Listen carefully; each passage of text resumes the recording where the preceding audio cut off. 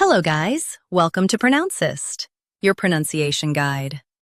Today we will learn how to pronounce the word shown on the screen, loathsome.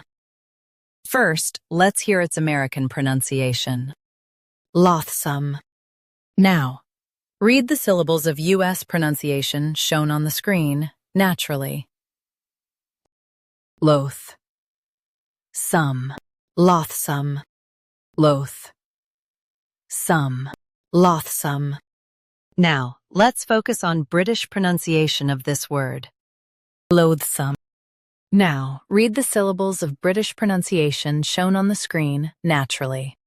Loathe, some, loathsome, loathe, some, loathsome.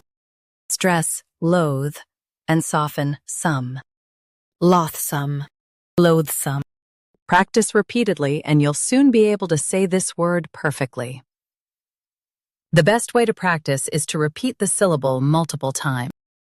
The meaning of the word is causing hatred or disgust.